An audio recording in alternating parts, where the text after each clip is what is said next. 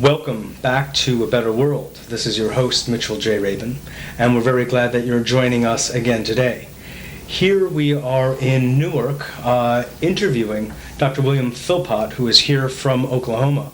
He's here for a conference on alternative treatment to cancer by the Foundation of Alternative Cancer Treatments, who have invited him out here for this conference. And we've come here on location to interview Dr. Philpott and attend a number of the lectures taking place here. So first of all, I just want to welcome you, Dr. Philpott. Great to be here. It's a pleasure. Mm-hmm. Dr. Philpott, as some of you may know, has been a real pioneer in the field of magnetic therapy. He has a very distinguished background as a psychiatrist, neurologist, and other medical specialties, some of which he'll be speaking of today, and has struck out on his own at a later point in his career and has done a lot to develop research, protocol, and study of the use of magnetic treatment for all series of diseases, including cancer, which is why he was here today, asked to speak. So I'd like to go ahead, and first let's just point out one of the books that you have written. Yeah, that represents 3,000 patients that I've treated. I've treated many more since. I wrote that in 1990. Mm-hmm. Mm-hmm. When did you begin the whole study of magnetic therapy in the first place? About what is it that got you involved in it in the first place? About 11 years ago. Well, the first thing, as a psychiatrist and a neurologist, I did a research project that was the study of reactions to foods, chemicals, and inhalants in relationship to my mental patients. And one of the characteristics of these reactions, whether they're immunologic or something that is similar, is that they're acidic. Acidity develops, and that's why the pain is there, because there's lack of oxygen at the area where it's acidic. So a way that we had of relieving those was to give them some baking soda orally, or if it was too serious, even intravenously, and then we would have them breathe oxygen.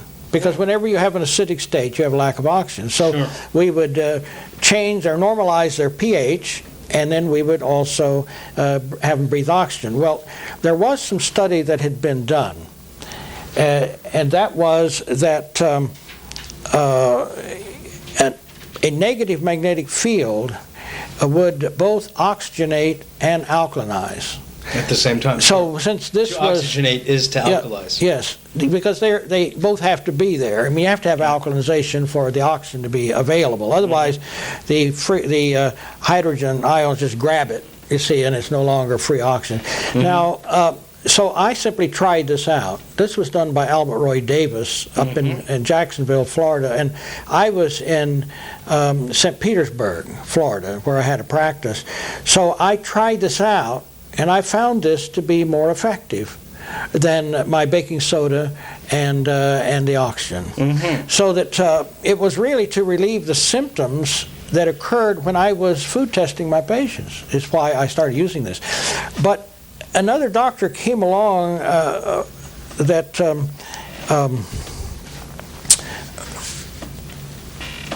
Becker, Robert O. Becker, wrote the books Cross Currents and Body Electric. Mm-hmm. And he isolated the fact that when an injured area occurs, it registers a positive electromagnetic field. In the injured area, right? Yeah. And he measured this with an instrument, and that when healing was occurring, it was then negative. And it had to remain negative for healing to occur. So we were using the negative field to alkalinize and oxygenate, but we also then began to say, well, we're not just going to relieve symptoms with this. We're going to leave this on for longer periods of time for healing. Robert O. Becker's work. Mm-hmm. See, so that's how we got into that. First, as a relieving agent of symptoms. Second, as a healing agent. So in the first place, Dr. Philpott, you were using analysis of environmental toxins as a way of looking at psychiatric disorders. So that, in a sense, distinguished you reactions from to food, the psychiatric community yes, initially. And I wrote the book called brain allergy, which is very popular still.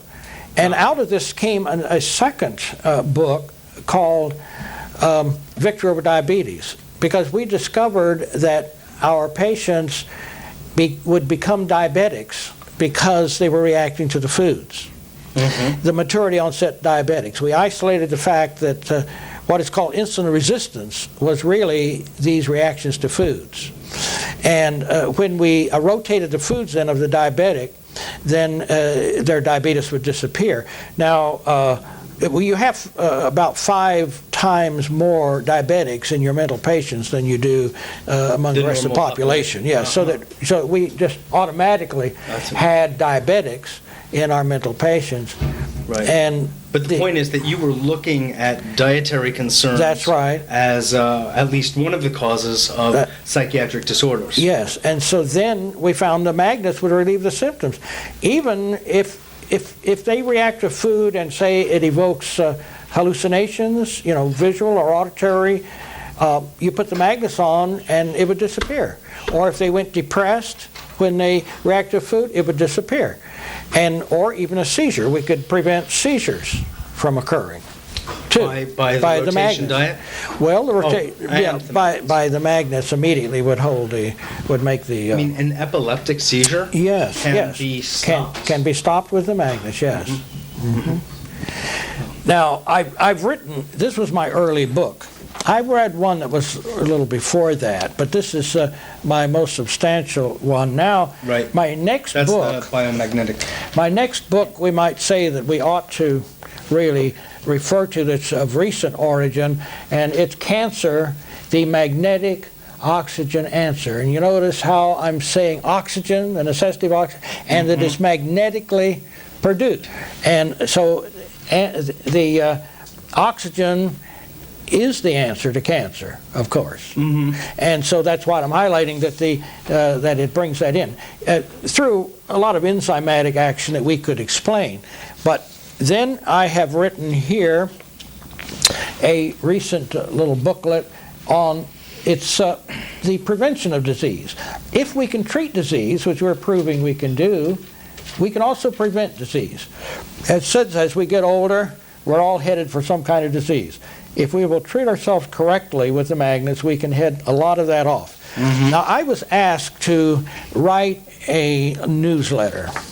So I started this year writing a newsletter, and I call it a quarterly. And here is my first quarter of this year was the magnetics of sleep. So I go into detail in each little area. So the magnetics of sleep. The second was the magnetics of pain, how to relieve pain. And then my next one has been the magnetics as an anti-inflammatory agent by evoking the oxidoreductase enzymes. My fourth one will be, which is in process now, will be on infection. And this is an antibiotic. It's just amazing how the bacteria, the viruses, the fungi die in the presence of the magnetic field. It doesn't hurt the human cell, but it injures their cells so that they can't reproduce. So has there been noted in your experience, which has been very vast at this point, any deleterious effects from ongoing exposure to negative or north pole fields? No, there's no deleterious effect. In fact, the whole area, of course, has been classified by the Food and Drug Administration as not harmful. Not even a positive pole is harmful in itself. That is, it doesn't injure the cell. But it could, in time, encourage microorganisms to grow, which could become secondarily injurious. Yeah, right. But it doesn't really injure the cell itself, the human cell. So it really isn't that we're going to hurt people with this. Right. I mean, after all, the medical community uses the MRI, which is magnetically based. And exactly. And it is not harmful. And that was the basis of the FDA pronouncing this as not harmful. Now, are you doing a research project in conjunction with them in some way, or what is the nature of that? Well, I have permission to do what I'm doing because I fulfill their rules. Their rules, they have a book of rules. And you have to have a group of doctors specialists who are monitoring this in process. And they classify whether you are using a harmful or might be harmful type, and they have magnetic exposure classified as not harmful. They call it not essentially harmful. So we're not concerned that we have to do some kind of proof that we're not going to hurt anybody, because they already accept that. It's already handled. So that happened when they were marketing MRI. That was fortunate for us, because they've set the stage for us to be able to proceed directly without any kind of proof that we're not going to hurt anybody. You already accept that. Right. And but even in your own research, you have never no, we haven't. No, we don't run across separate from the FDA's rules and their acceptance of it. That's Just right. clinically speaking, you have found no harmful effects from exposure to the negative field at all, and the other one would merely be a secondary thing after prolonged use. And there are temporary uses for the positive pole too. Sure. I have a couple other. What? Well, like exciting neurons that have been inhibited by some kind of pressure, like multiple sclerosis is a good example. The myelin swells and puts pressure on the neurons, and it doesn't. MS doesn't kill the neurons. It simply inhibits their function and trains down their functionability, which is called the extinction of disuse is a term used in neurology. You can excite these neurons again to function, and you can do it with a positive magnetic field. So you would put a strip magnet down a person's back, something like this here, down their back, where the neurons have been inhibited, and then you would ask them to start moving their muscles. Their brain would say to a leg, move, you see? And you'd use this positive pole, whereas to calm the down and reduce the inflammation and all, you would use this pole. That's the negative one. But for 3 minutes, you'd lay this on there and say, now move your legs. And if they couldn't, somebody else would help move it, but you get the connection. The brain can make the connection because the neurons are now excited that have been just dormant there. So there is a very useful place for that. Now, do you have to find the exact location? Yeah, get it right over the neurons. Neurological but they're up and down the spine in MS, for example. Yeah. Okay. But how about systemic South Pole treatment? No. There is really no reason for that, because you would be acidifying the person. Now maybe we ought to define poles. You're using the terms north and south. I'm using the term positive and negative. Maybe we ought to just go into that. Sure. Why do you use that instead of north and south? Well, now here is a magnetometer. And this says, one side here says plus, and the other side is negative. Now this is an accepted instrument, scientific instrument, so all scientists would accept this. And it doesn't use the term it doesn't use the term north and south pole, yet it is a compass. It's a compass needle. But if I train it on the north pole of the earth, it'll read negative. If I turn it around and train it on the south pole of the earth, it'll read positive. That's right.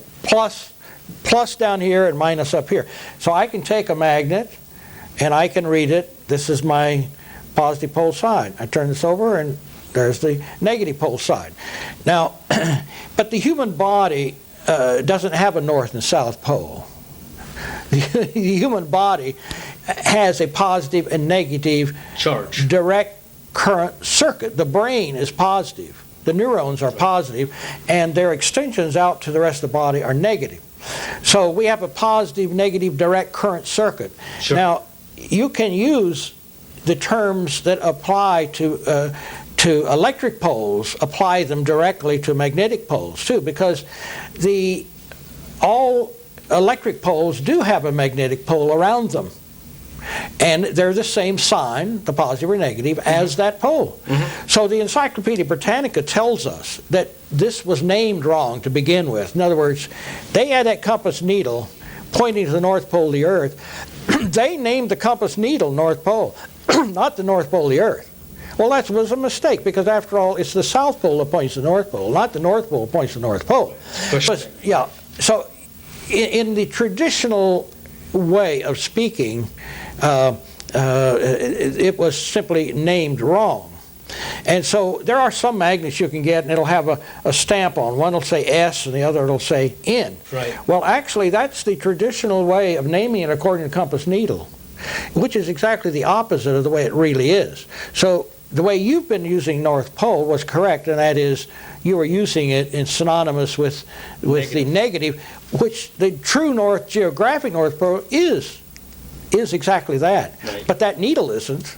I use those words very specifically because most people's thought about the words negative and positive as though one is good and one is bad. No. So I just went around like sort of a run around the end, not even have to deal with that. Negative. That's why I do that. It's negative got here to do with negative and positive as we commonly think about it. Negative here is the good pole. Right. It's the pole that we'll be generally using. That's right. And it's not the bad. It has nothing to do with good and bad. Could you explain, Dr. Philpott, a bit how you understand the magnetic fields are working? Yes. In the body? Well, and some people have thought, how could a static, these are static magnetic fields, it means they don't move. How could a static field be called an energy field when in reality the definition of energy in physics is movement? It's movement, yeah. Yeah. Well, is there really such a thing as a static field? Yes. I mean, it's in flux, so that implies movement. Well, in a sense, but it's called a static field. But what happens is there is movement, but the movement are the electrons, not the field. You see, this shows. I mean, I'm way up here, and I'm registering a field. So there's a field here, and the electrons in there spin, and they spin like a top. And with this negative pole, they will spin counterclockwise, the same as a say tornado in the northern hemisphere. Now down here on this positive pole, which is just like your true south pole of the Earth, that spins clockwise, and when that occurs, it pushes outward. You see, all tornadoes pull inward, but your big storms down in the south, they go the other way and they go outward. Right. And they make great storms because they're expansive from the center out, not from the out in. Sure. So and so we have that biological difference too, that the body makes a biological difference. And the biological differences are that this negative pole that we're interested in will alkalize by functioning directly, working directly on that buffer system that we call our bicarbonate buffer system. You know, sodium bicarbonate, calcium bicarbonate, potassium bicarbonate. And that's what keeps us on the alkaline side. Now, this negative pole will act directly to support that to remain alkaline, you see. So it supports the body's alkalinity. The other side supports the acid side, and would actually make us acid. So that's very important. What is happening ionically? It's a question, basically, I'd say, of physics. Well, all right. What is it, as you understand is going on? It's got to do with solubility. When you go acid, you then get a precipitate out of your minerals. The calcium now becomes crystallized, and all your minerals will now become crystallized in an acid media. In an alkaline media, they remain soluble. So we have to maintain their solubility, and we have to do that with alkalinity, and that's what this pole does. It maintains the alkalinity, the solubility. But there's another problem. And that's because there's a certain specific kind of charge. That's right. Yeah. On the fluid. That's right. Now, but the amino acids, it's just as important for us to understand how the amino acids behave too in relationship to pH. Amino acids have their solubility in an alkaline media, and they become insoluble gels in an acid media. Now, what do we call these then in our biological sense? Okay, we have arthromatous plaques. They are composed of insoluble amino acid gels and insoluble minerals. Now, what is amyloid? Which is, of course, what we have in say, Alzheimer's. Cerebral amyloidosis is called Alzheimer's.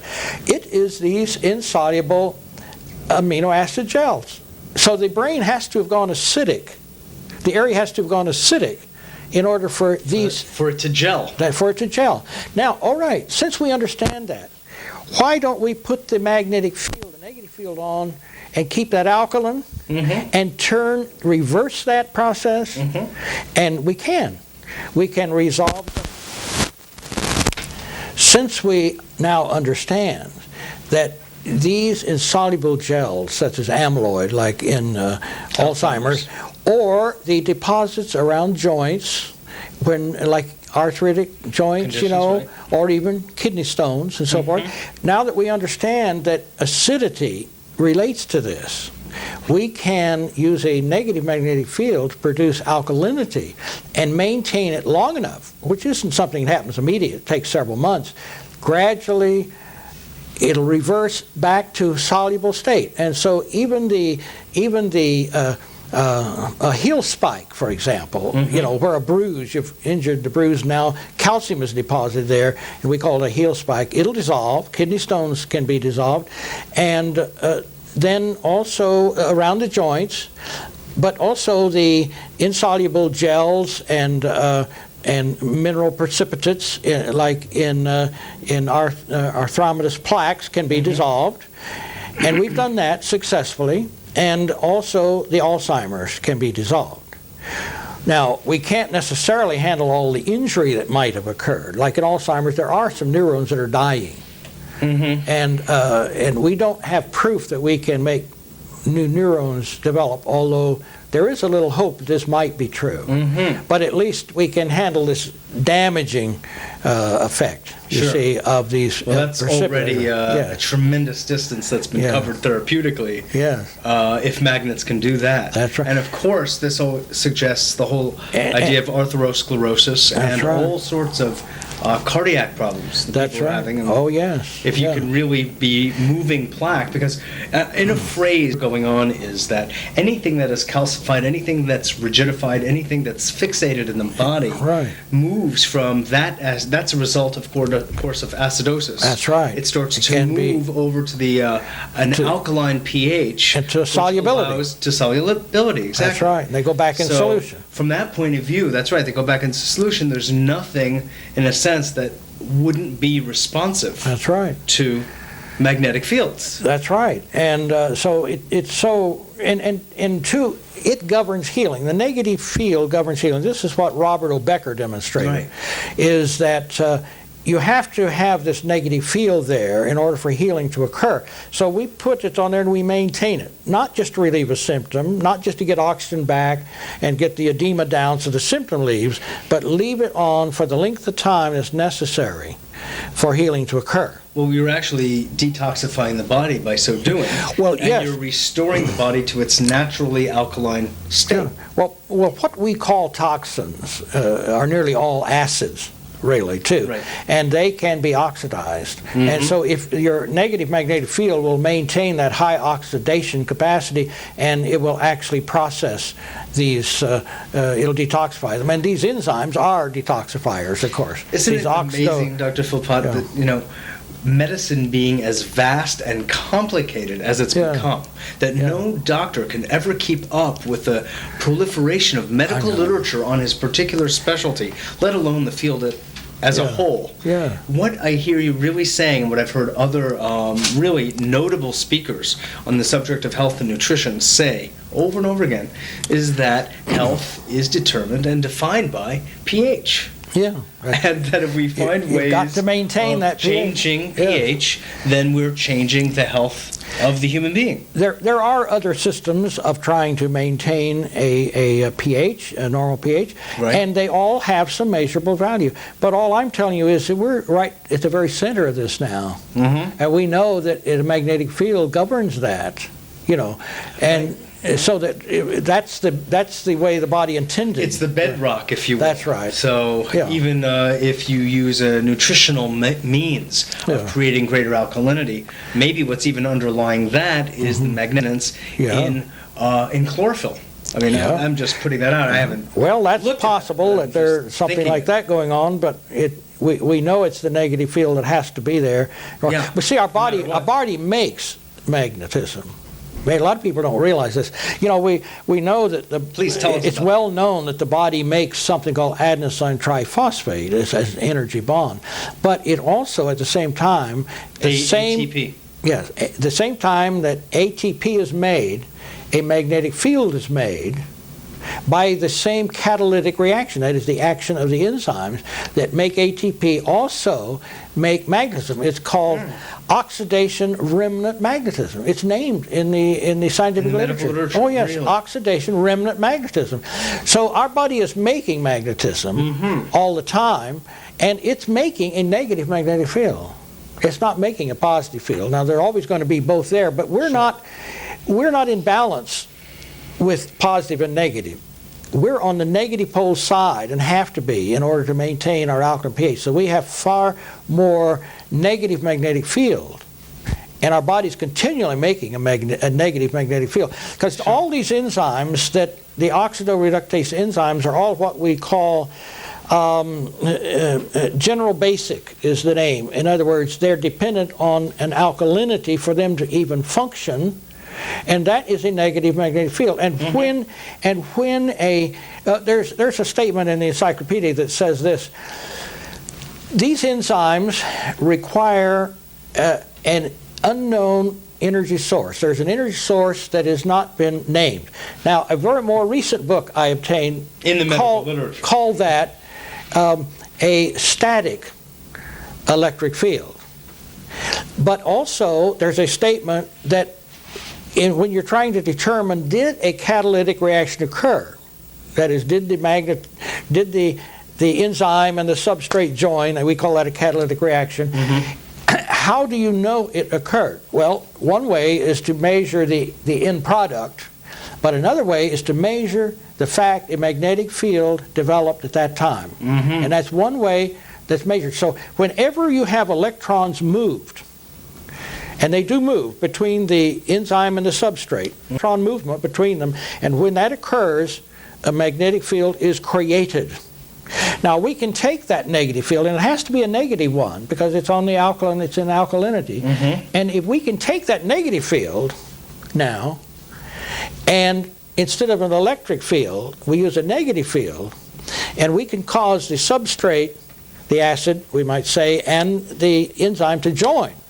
And because we can cause it magnetically to join. So we're just at the other end of this. Instead of making we start with a magnetic field and cause the catalytic reaction to occur.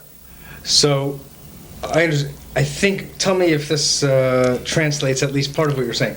Are you adding, by presenting an acidic tissue, let's say, with magnetic field, are you adding electrons or getting electrons to in a sense, jump or dance into the acidic substance, which will then begin to alkalize it? Well, what an enzyme is a product that is a group of amino acids with a vitamin attached to it and with a mineral attached to it. Now, that's what an enzyme is, and there are enzymes for many different kinds of processes. The body the cells make the enzymes. We're not talking about enzymes that you get in your foods, digestive You're talking enzymes. about metabolic enzymes. We're talking about enzymes that your cells have to make. Sure. Okay, now it makes it out of nutrients, of course. Right. So the nutrients have to be there. So this is an important thing, that the nutrients be there. But even if they're there, if there is not an energy field present, a static energy field or a magnetic energy field present, the enzymes can't work. They have to have an energy activator and don't function just because they're there. So we could have all the good nutrition in the world we need, but if we don't have a proper amount of this energy, and as I say, our body is making it. Our body's making negative magnetic field energy all the time. And we're obtaining it from our environment, from the Earth's magnetic field. Sure. Although we have both poles, but we're obtaining both poles, and it's a low enough Gauss strength that we know the body tends to use the negative part of that rather than the positive part if it's a low Gauss strength like this. Sure. Actually, an interesting fact is that we only out of nutrition can make 70% of our energy that's necessary. Where's the 30% come from? It comes from like the Earth's magnetic field, the sun, and these environmental factors, and from tachyons. These are small particles that are 13,000ths the size of an electron, but when they pass through a friction field, like a human cell that is electrified, the outside has an electrified membrane, and it's a friction field. And when these small particles from space, there's lots of them there, go through that, some are transferred into electrons. So we're getting energy from space. But our cells have to be functional. They have to not be swollen. They have to have their natural electrical charge in order to be the friction field. So if our cells are working right, we're getting some energy from space. We're getting energy from the Earth's magnetic field, and apparently, from what the physiologists tell us, it amounts to about 30%. Now, certain other kinds of insects, you might wonder, well, how does that spider? He sits up there and he doesn't have to catch a fly very often. Why is it a spider can live on such little? And a shark is the same way. They get 90% of their energy outside of themselves rather than made by their own metabolic process. We make 70% of ours, get 30% outside. They make 10% and get 90% outside of their own bodies. So, but this helps because now we can understand that we can make this more favorable. If we get more of our energy then from this external source, like sleeping on a magnetic bed pad, sleeping magnets around the head, treating any area that ever gets a symptom, you see what we're doing is we're feeding an energy source right in there. All the time, the movement of the electrons, and even the making of electrons out of the tachyons.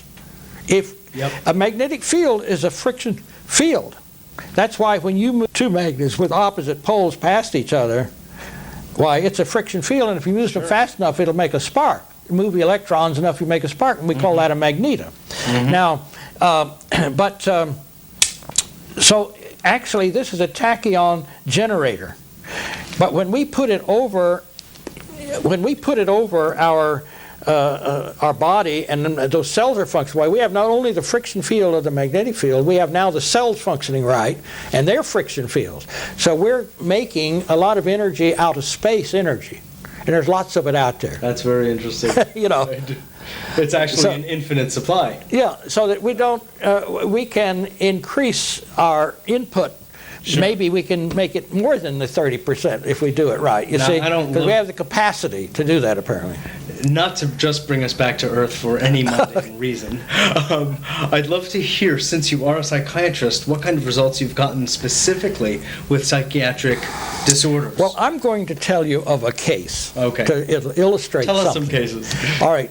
This is in my book, Brain Allergy. You can read it. There's a chapter, and the chapter is Another Jesus Christ. It's the name of the chapter. This man they flood hospitals. He was a paranoid schizophrenic, you'd call him. He thought he was Jesus Christ. It was a delusion. Now, he was a good man. Maybe that's why he thought it was Jesus Christ. He was a good man.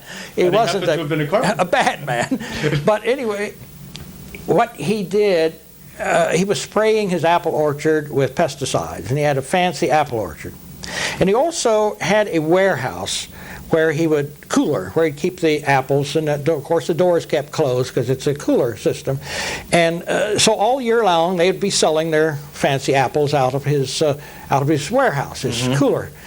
But they used a fork truck, which was propane operated, in this cooler. Now you realize the doors are closed, so any fumes are going to accumulate. And so one day, as he was moving apples in his warehouse, he became so weak he fell off the truck, and they called the rescue squad and took him to the hospital, and that's when they discovered he was psychotic. And I was able to demonstrate that the pesticides that he used on the apples and the petrochemical hydrocarbons from exhaust fumes, that he was reactive to both. And I could, even after I got him clear, I could take those substances, put drops under his tongue, and I could turn on his delusion just like that. He would, in a matter minute or so say he was Jesus Christ.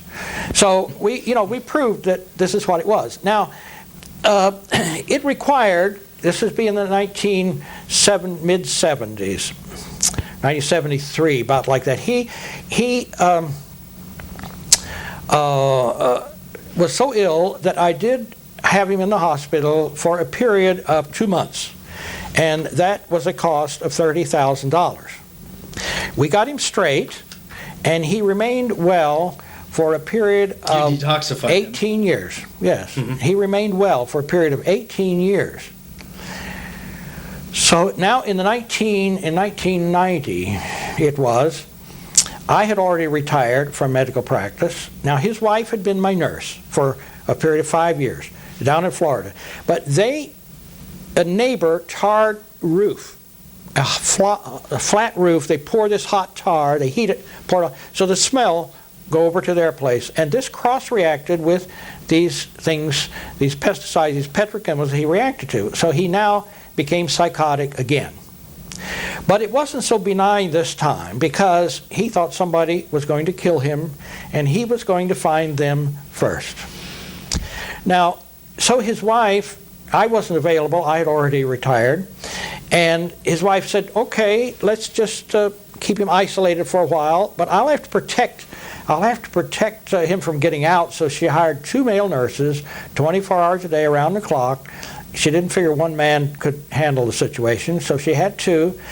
Went on to the cost of several $1,000s, and she said, I've given up. He's not, he still thinks that somebody's going to kill him. And so she called me and said, I'm going to have to go to the hospital with him.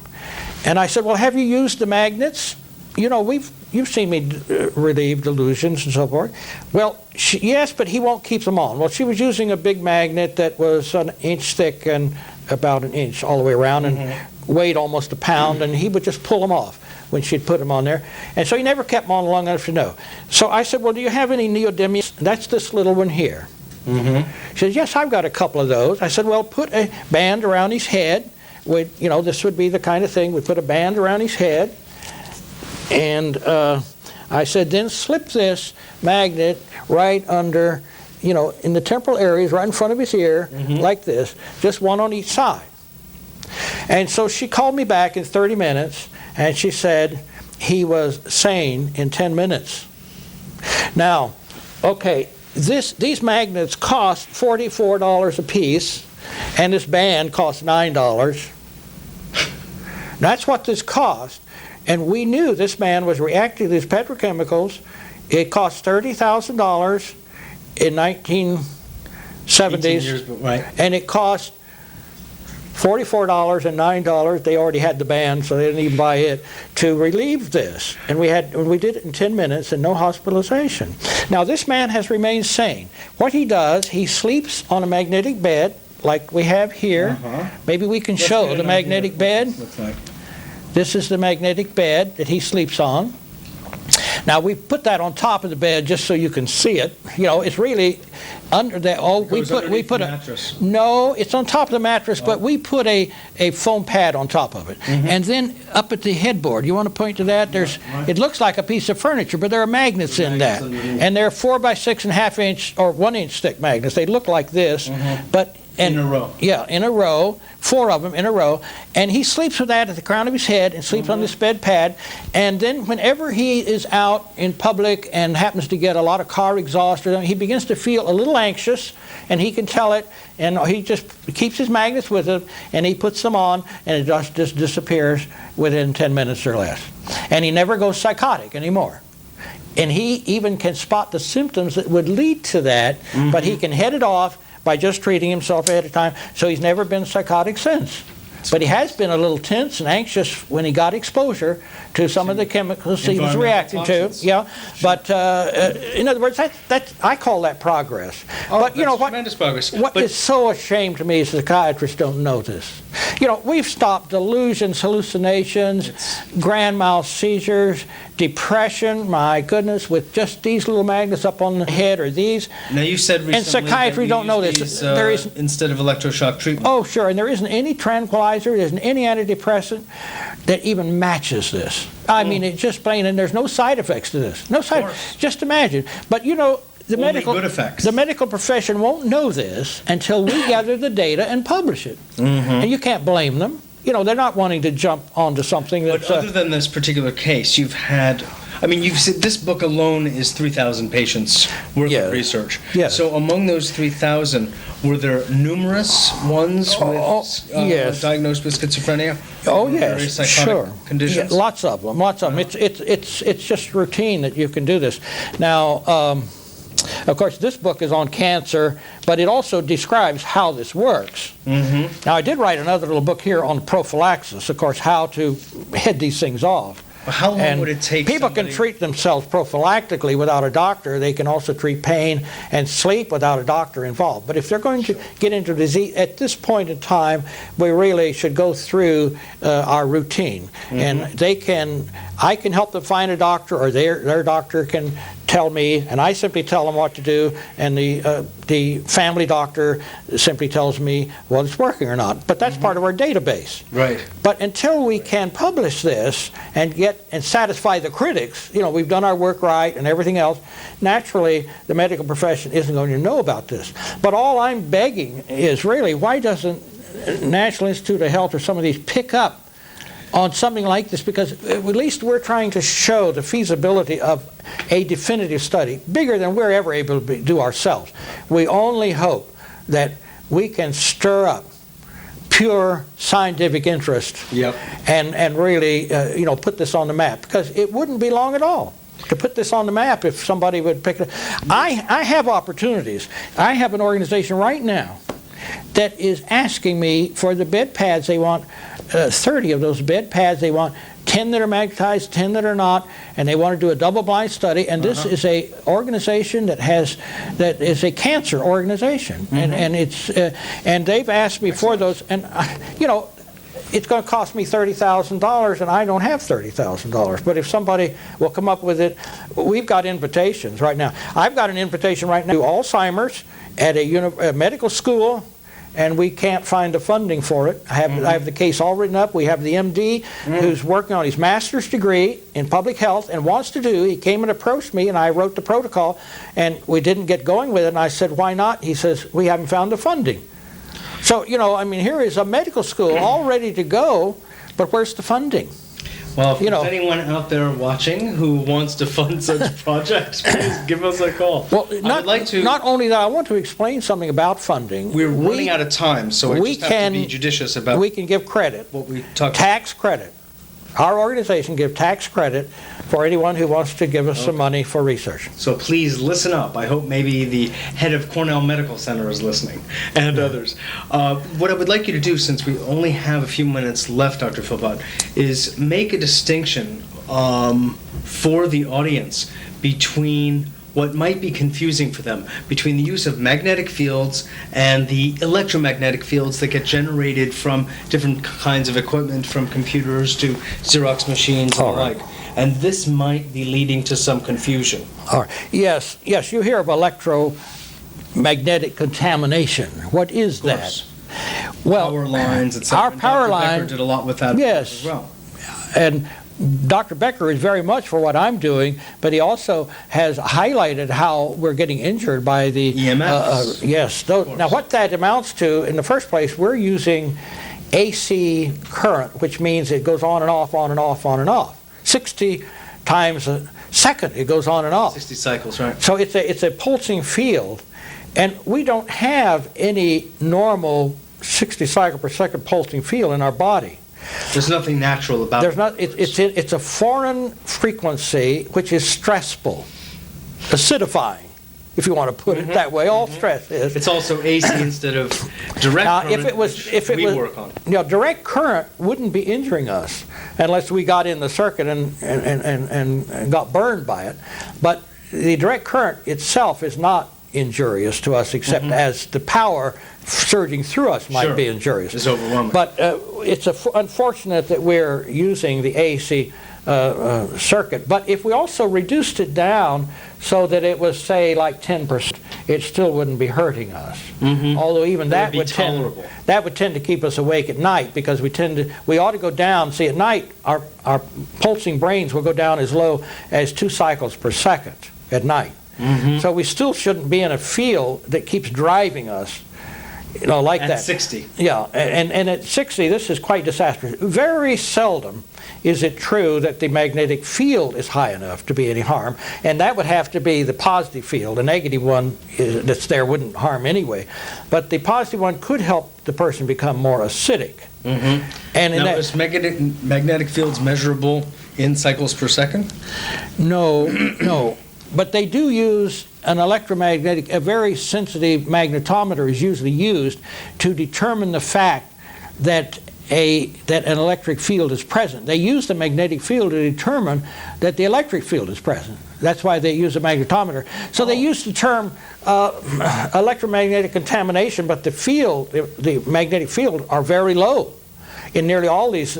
So the magnetic field is not high enough to be of any harm, because it's below what you would get in the Earth's magnetic field even. See, so that's really not the problem.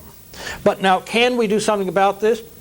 Well, here's a woman that lives near a transformer. She's lived there 20 years. She's got all kinds of physical and emotional symptoms. So my advice is move away and don't be near this transformer. She says, well, we can't afford to not live here. So what she did was sleep on this bed. And by sleeping on that bed at night, it offset even the influence of that transformer, and her symptoms disappeared. So that we can do something about it. Live under a power line, but get treated by magnetic fields. If we can offset that, yes, that's right. That's very powerful. So because people who live under these lines are going to have a hell of a time coming up against the and that's what we need to be utility companies. That's just not going to happen. What we need to do is be sleeping on magnetic beds with magnets around the head. We'd solve all kinds of problems if we did that. It'd be a tremendously prophylactic to prevent disease. Well, there's another irony, which is that, and maybe you can comment on this, that electromagnetic fields that are generated from computers and office equipment and the like are neutralized by wearing a magnet on the body. Yes, you can wear a magnet on your chest. This one here we've used. My secretaries, I had two, when I was in practice, I had 2 secretaries. They both had their screens, and so they would put this, they fastened this on. In fact, we have a little magnet that we have with it. We call it the holder magnet, and they would just put it on their blouse, something like this. All right. It could also be a tie clip, I see. They'd put it up here. They'd put it up here where it would be in the center, and they swore by it. And they usually would sit on this magnet too. They'd have that under them, and they still wouldn't interfere with their typing up here. And so they were getting a magnet from the below, and they were getting it up here, and they felt a lot better, they said, by doing that. And so I think we ought to be, shielding, having ways of shielding ourselves, and I think it's well worth as a preventive measure to do that kind of thing. Maybe you just want to see what magnets are like. I mean, we've got the 4 by 6.5 inch thick magnet. This is a very basic one. It'll penetrate into the body, into the liver, into the spleen, or any of those places. Are there any particular conditions that you have found the North Pole not being very responsive to? No, but you have to have different lengths of time. What has been most responsive in your experience? What have you noticed? Well, of course, just any kind of food reaction, inflammation, that'll be gone usually in 10 minutes or less. But when they're not. Chronic diseases are nothing more than acute reactions extended in time. Their chemistry is the same. In other words, the acidity is the same. So it's going to take longer, though, if you've got injury to do some healing. But if you don't have injury yet, all you have is the acidity and the symptom produced by the lack of oxygen and the acidity and the swollen cells, then, of course, that's very quickly reversible and usually within 10 minutes. But we have many different sizes here. We've been showing you these. These are ones that we can use up around the head or on joints. But here's a little one I think I ought to show you. A little tiny magnet in here. See? We've got several of them. The green side is the is the negative and the others are the positive, but we just have them held. That's just a way of holding them for shipping. But you can put this over a mole. If it's no bigger, that's a 1/2 inch across, and if it's no bigger than that, and you just tape it on, the mole will simply dry up and peel off, new skin will grow under it. Any kind of skin infection, basal cell carcinoma works very fine for that. Usually they're small lesions, no bigger than that, and if the lesions are bigger, you have to go to a bigger magnet. So you want to be able to cover the lesion. You want to cover the lesion for sure. Area, that's right. The infected area with the size of the magnet. Can these be used, let's say people have to go for x-rays to dental offices, etc. Can these be used to help neutralize the effects of the x-ray? Yes. We believe, we still have to get our statistics, but we believe that we can completely offset the effects of radiation by the heat heals, the cells would heal. And so we believe that that's one of the prophylactic things you ought to use this You've for. experienced this. You see, I'm not that I don't appreciate science, I do, but I really love good anecdotes. And I think that we can really have a large part of medicine based on people's actual experience. I know that sounds very far-fetched to a scientific mind, but it happens to be about people whose lives are changing through the use of things that might not be fully scientifically explained. To me, science is always many steps behind reality. And that's okay. I have no problem with that. Right. So in your experience, in the anecdotes that have been shared with you, in the research that you've done, have you known people who have used magnets for overcoming cancer? Oh, yes. Brain tumors? Oh, yes. We have successfully treated those. Let me talk a little bit about, if we show the bed, the chair pad over there, you see, if you turn over and you see up against, we put it on the bed here, but it's really a chair pad. It's that is very good for an office environment. Oh, well, and people love that. Now there are these small magnets, this mini block magnets, all through that. Right. And this other is just a pad. If you want to zero in on that pad, you can put that across your chest. It's made of these same thing. But we really made that for the cats and dogs. Oh, really? But, and they love it. They love to get on that and to describe the parent. The owners will describe the arthritis disappearing and the cat becoming or the dog becoming. In fact, we had one that described cataracts leaving in a dog too. So by using just the magnets. But this chair pad is very good because you can treat the pelvic area. And then if we slip this one under the seat of that so that it will radiate upward more even, then you can treat cancer of the prostate, enlarged prostate. You can treat any of the pelvic lesions that women have. You can also treat candidiasis. You can treat candidiasis. Okay, now when you treat something like that, systemic like that, where would you place the magnets? Well, we were treating locally there. Let's say somebody wants to begin with this and just begin to alkalize their system through the use of magnets.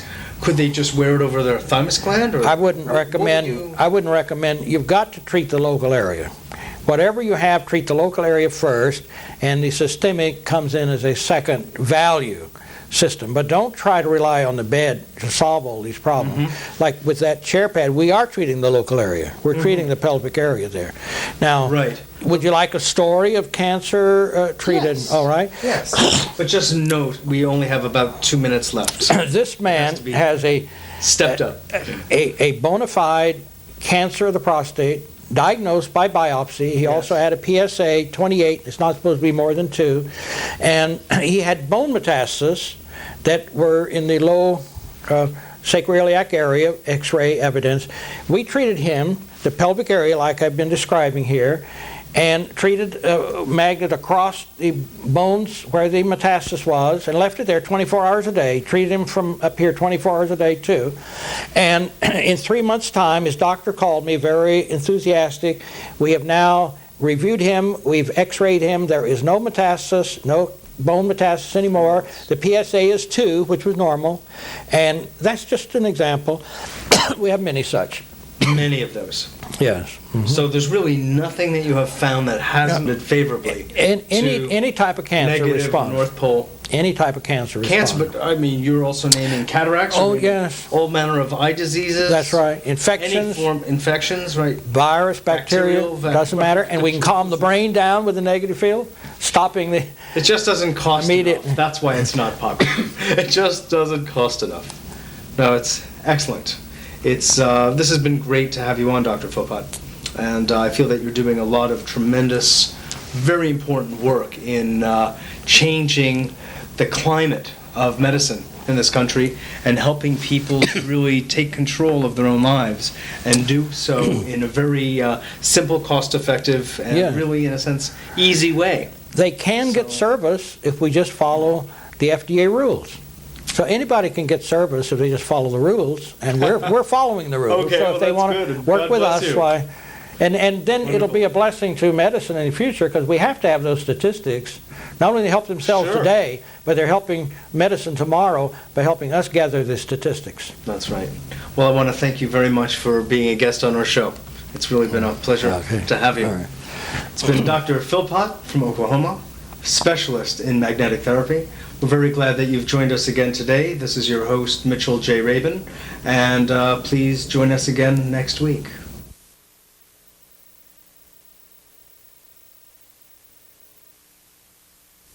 In the late 80s, Dr. Philpott read some research about melatonin. And the research said that the body makes melatonin only at night in the dark. And it makes it by a pineal gland that was a cone shape that was right in the middle of your head. And that you could raise the amount of melatonin at will by raising the magnetic field. And so he thought, well, you know, we can fix something for people to put at the head of their bed for when they're sleeping at night, and then produce more melatonin. And one thing about this melatonin is very important, is that it is a master gland that regulates all the glandular system. It regulates the sleep pattern. We often have people who have chronic insomnia that have a good night's sleep the first night. It regulates the immune system, the mineral balance, the breathing, and the energy, and also calcium, the growth hormone, which is our skin, nails, and hair in adults, and also helps with the protein metabolism. So he said, you know, if we do this, it's going to make the whole body function better. And so he designed what is the version now is the Vitality Sleeper. We started out with one that wasn't quite as nice as that because we couldn't regulate him to the height of the pillow. But we find this one is very good. And also, they designed the magnetic bed pad. And so we decided, well, we don't have any aches or pains, but let's just sleep with that as a preventive measure, because the researchers had said that the magnets help to prolong life. And he said, if we can live healthy, we don't mind living longer, but we don't particularly want to live an age a long time if we're not well. And so we started sleeping on that. And to our amazement, in 4 weeks, when I go to get my hair done once a week, and the girl who does it will know what was I doing, because the quality of my hair had gotten so much better. In front, as I got a little older, it got very dry. There wasn't any oil in the front. The oil was still in the back. And she says, you have oil in the front of your hair. And so I told her, I says, well, what? She said, what have you been doing? Because she'd been doing my hair for years. And I said, we are sleeping with the magnets at the crown of the head and on the magnetic bed pad. And she says, well, tell me about it. And so I told her about it, helping with the sleep pattern and whatnot. She says, Catherine, I never have a good night's sleep. She says, bring me one next week. So I brought her one of the Vitality Sleepers, because that's what would help her a lot with her sleep pattern. And the very next week, she told me, she said, I had a good night's sleep every night this week. And she was just excited over it. And when summer came, she and her family went on vacation. And when she came back, she says, you know, I did not take that sleep set with me. And I did not have a single good night's sleep on my vacation, but I slept good the first night I was back home. Well, but Dr. Philpott and I began to realize that things was changing with us. That we didn't think anything was wrong. Some of these things that comes on with aging, you just take it for granted. It's supposed to. Well, if your body is up to par, it delays some of that. We know we're all going to die sometime, but let's live healthily as long as we can. And with Dr. Philpott, he had sleep apnea. And with that, you stop breathing. Small people will have it sometimes, and older people get it. Well, as he got older, he got it. And it'd wake me up in the night when he'd stop breathing. And I'd count the seconds until he started breathing. If he didn't breathe as quickly as I thought he should, I'd shake him, wake him up, and get him to breathing. But he was on that bed pad about 9 months, and the sleep apnea was gone. I sleep all through the night and never wake up now. And so I'm thankful that he learned about the bed pad. Tell about the lesion in your groin. When our last child was born, I got a blood clot in the groin. Back years ago, they called it the milk lay because it came about the time that the milk would come, about a week after the baby is born. And I treated it with the very, very strong elastic stocking for months, and it finally got so that the leg didn't swell without the stocking. But I couldn't jog because every time I lift my foot up, it was just like cutting the blood supply off. And after a little bit, well, the leg would just be getting numb and feel bad, and so I couldn't do that. It also happened when I'd go up real steep stairs. I'd have to stop part way up until the blood got back in the leg and then go on up. Well, time you do that for about 34 years, it gets second nature, and you don't think anything about doing it. You just do it, and that's it. Well, we slept on this bed pad, and I didn't think a thing about that. I knew that the magnets would help get rid of scar tissue, but somehow or another it didn't dawn on me about that leg because it just become part of me. It didn't hurt, except when I would jog or do something of that sort. But after I'd been on that bed pad for about a year, we went to visit my son, and he wanted to take us to a home show, and it was in a big auditorium that was like a gym, and a real steep stairway that went up, and then there's rooms upstairs that had displays. He said, let's go upstairs. I looked at that real high stairway, and I thought, well, I'll go up, but I'll have to stop several times before I get to the top. I kept going up. My leg never started hurting.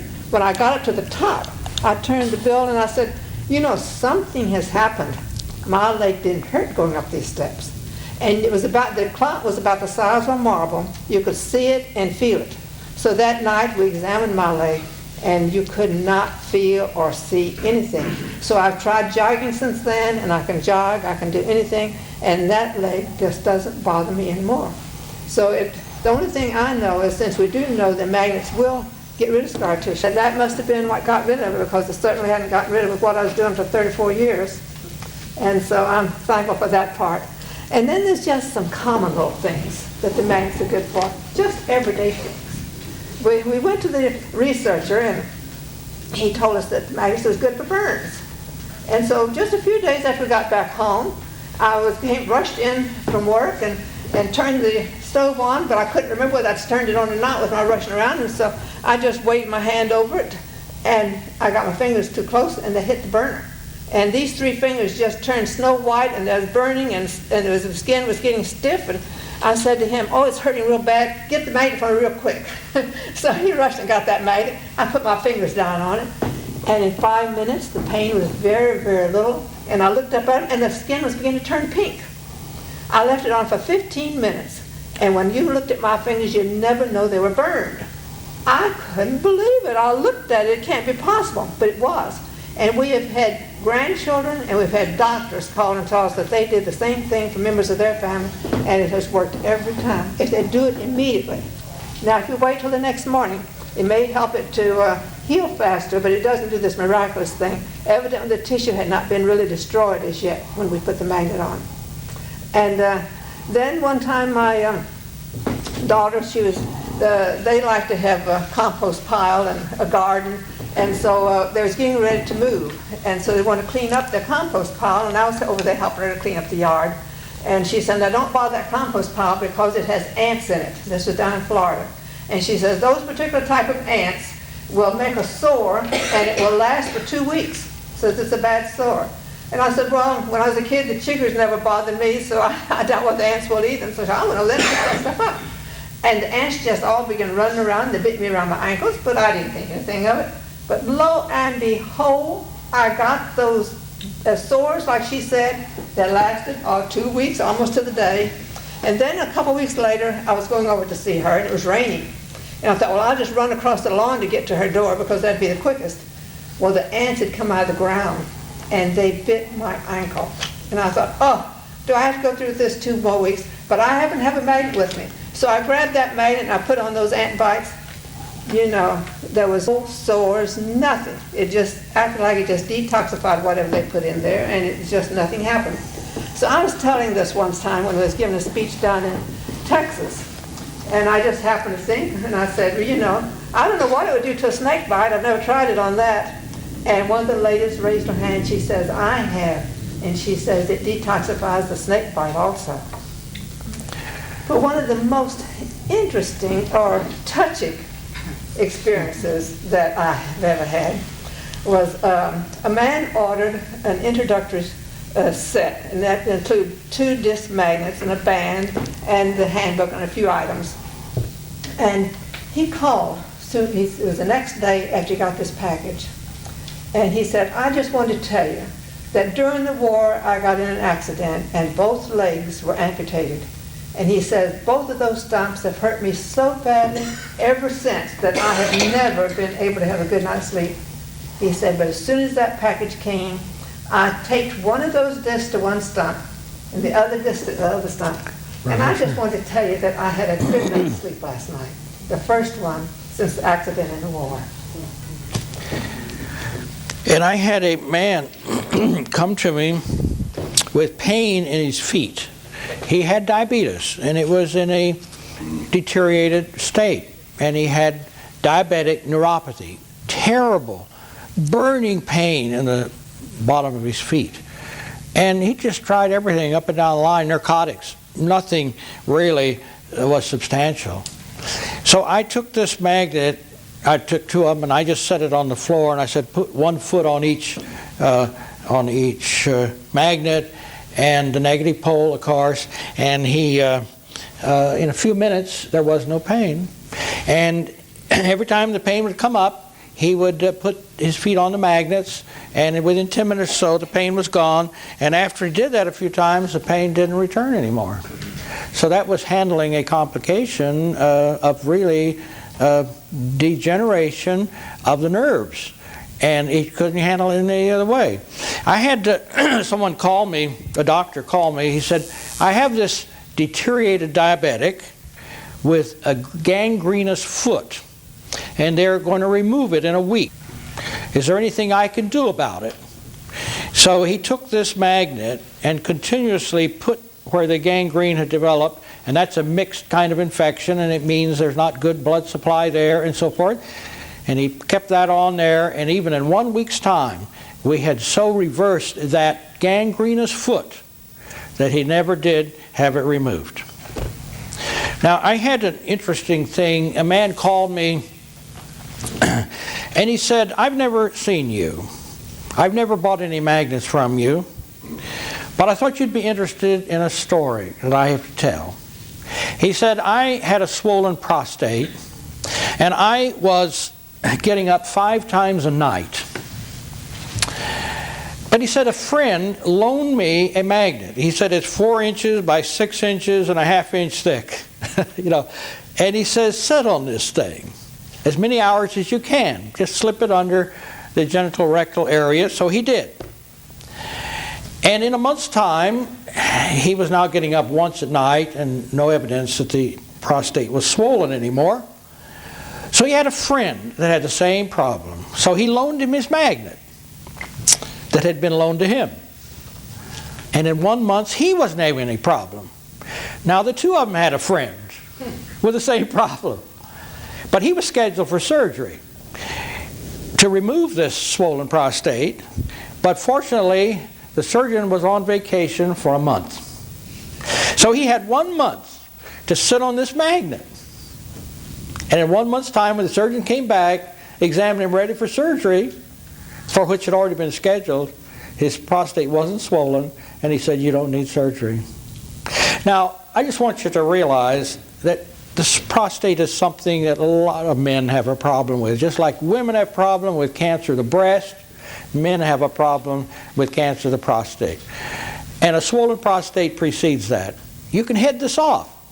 You can head this off by treating it, and I have it right in here. I have the pelvic treatment for men, and the pelvic treatment for women. Right in this little booklet, and it tells you what to do, and you don't have to have a doctor to help you do it. You see? So women can head off getting cancer of the breast by sleeping at night, magnet like this on their breast. And if they do have any little sore spot, they can attach that to it and it'll have a deeper penetration. Just sleep at night. So prophylaxis, you take advantage of night for prophylaxis, and if you're treating a disease, then you have to treat it for longer periods of time. And then you really should have a doctor help you. That makes it ethical for you to proceed. Now, but it's ethical for you to treat yourself as prophylactically. Now, another thing about myself, I developed a dry eye, and it was dry. My right eye was so dry that I had to carry some fluid, eye drops, in my pocket and put it in. Otherwise, my eye was continually red. So I figured, well, I must be getting some little arteriosclerosis. I must not be getting enough blood supply there. So I took this magnet, and at night I would sleep with the magnet on the side of my head. Whenever I'd turn on the left side, I just propped this up and slept with it like that. Well, in a few weeks, there was no dry eye anymore. And then a little later, I just had the chance, just a routine, go to the doctor. I don't really have any eye trouble, but, age had something to do with why I wear glasses, and that's all. But anyway, so just a review. And he examined my eyes, the eye grounds, and he said, I have never seen a man your age without some evidence of arteriosclerosis in the eye grounds. He says, you have none. And that's just why I'm just showing you that you can treat these things ahead of time. And if you're getting little minor symptoms, start in treating them. And you don't have to have a doctor to do this kind of prophylactic thing. You can reverse your arteriosclerosis if it's beginning. You can prevent it from developing. Well, okay, a lot about the heart. Whether a man or a woman. We have a lot of trouble with the heart. A lot of people do. All right, take this magnet. A woman could just slip it under her bra and hold it in place. And a man, the way I like to is take a little small magnet like this and just hold it on my underwear, you see? And it'll just stick right and hold it on the underwear. And just over your heart. I often wear one of these. I don't have any heart trouble, and I don't want any either. And I'm doing it because I don't want any heart trouble. But due to my age, I have to assume that some arteriosclerosis is trying to develop. So I'm treating it.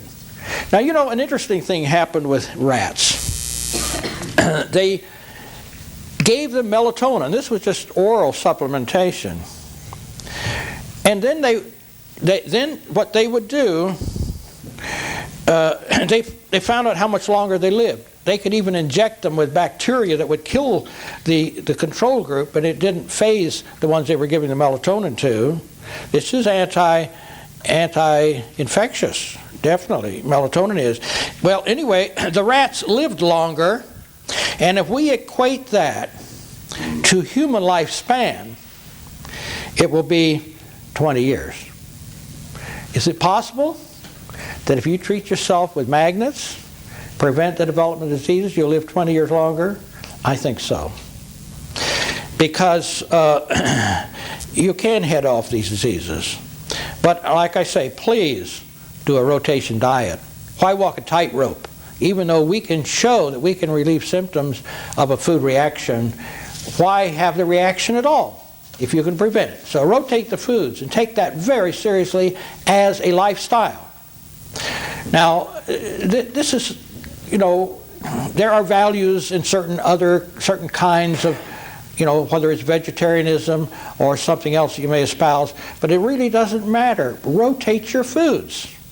I don't care what kind of particular otherwise way that you would like to live, please rotate your foods so that you won't, and everybody's going to start rotating or reacting to food sooner or less as they get older. So rotate the foods, then use all these magnets to help. Now, let's just start going through some of these. Let's take a little magnet like this. This is called a little neodymium magnet. It's a 1/2 inch across. If you're going a small lesion, whether it's cancer or you ought to treat all of your moles and your warts. They are skin infections, viral skin infections, and you just take that right on to the area and leave it there. And it may take 6 weeks, it may take 3 months to get rid of that, but it'll simply die out and new skin will grow where that was and it'll disappear. You do the same thing with a scar, but if it's no bigger than this, and this is easy, you just take one of these little spot tape, little round discs, and hold it on with that. And so you really should get rid of all of these moles. They're all potential cancer, really. Moles and warts are potential cancer, and so you must get rid of them. So you should do that with these little magnets here, or if you need bigger magnets, if the lesion is bigger, then you go to a bigger magnet. Now here's a neodymium, which is the same material, only this is 1 inch across and 1/4 of an inch thick, you see? And you can pretty well hold that one on, tape it on, or if you have something that's bigger than 1 inch, then you go to this one. And so whatever the sizes are, then some things we do, if we have a bigger lesion, what we'll do is take a magnet like this that's not a very high Gauss strength, only about half of what this one is, but if you need to spread the field, you put that on and then put this one on top of it. So you have a bigger field in the lesion you're treating. The same thing is true here. This is flexible. We invented this to go over a woman's breast, but because it makes no pressure and you can just slip it into the bra, you see? Now, and if you have any sore spot or something, then simply put one of these magnets on top of where that is to penetrate deeper, you see. And so you've now got a big, strong field. Okay, so the head. Let's think of what can we do to treat the head. The head can be treated with these kind of magnets under such a band like this that you can put around your head. It'll fasten to itself, and then you just slip this in, and so you can head off headaches. You can prevent yourself from having a headache. Not only treat it, it's a pain, and you have a right to treat pain, don't you? So you can treat the headache, but be sure and try to make sure if it's a food that you handle that food too. But you can handle the thing immediately with this kind of a thing. Now, so we can treat the head with this type of magnet. We can, at night, sleep with this on the side of your head. What I like to do at night, I have the sleeper at the crown of the head and the bed pad, but besides that, just because of my age, and I don't want any arteriosclerosis even developing at all, and if I have any, I want to reverse it. So when I'm on my right side, I just prop this up on my left side. It just sits there for about 3 hours before I move. Completely still for 3 hours, and then I will arouse enough that I turn over on the other side, and then I put it on the other side and sleep another 3 hours without moving. And that's routine for me. You can use just this by itself, but if you want to reinforce it more, you just put that on it. Or even better, to do something like this. Take this larger one. This is 5 by 12, and then you'd stick your magnet onto it. Then you can treat the side of your head, but it'll also lap over on the back, and now you're treating from the back as well as from the side, and that's at right angles, and you improve almost double the value of your magnetic field when you treat at right angles like that. In all tumors, we always treat them at right angles in the brain, and so to increase the field value. So you can head off reactions. If you know you're inclined to have certain types of reactions, you can head them off by using the magnets to head them off. but then you can prevent the development of the arteriosclerosis, the Alzheimer's, and so forth. Now, what are we going to do about the neck? And we do have people that have swollen glands in the neck or have low thyroid or a thyroid reaction. So there are some reasons to treat the neck. So if you put this on your neck, and then right over the most serious area is you just stick this onto it, and you can hold it in place with this little band like this, you see. Now then, well, okay, it's good to treat the chest, and the way we do that, the lungs, is simply take this flexible magnet, 5 by 12 inches, place one on the front of the chest and one on the back of the chest. Now, we have bands that can hold that, and here's a band 4 inches wide and 52 inches long that can hold it in place. So we put some rib straps on that, tie it up at the shoulders, and it'll hold it in place. Some women like to use their bra instead, which can work. You can take an undershirt and roll it up and just have a pocket in it there if you want to. And so there's ways to divide that. But you're treating the lungs. Now, I wanted my wife to tell you about this little incident of this area disappearing in her groin. We did not treat that area. And what I want you to realize is that it was the oxygen that had been magnetized and the water that had been magnetized circulating through her system that resolved that without us ever treating it. Whatever area of your body you're treating, you are to some degree treating your entire body, because the water and the oxygen are magnetizable and they will circulate your entire body. So how beautiful that is. Why don't we treat our heart then?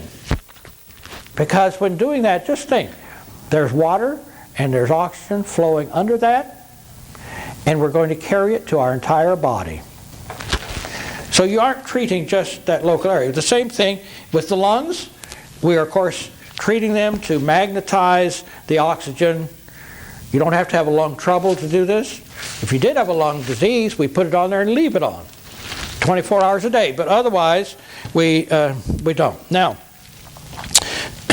okay, what about treating the face? We've got the eyes, we've got the sinuses in the face.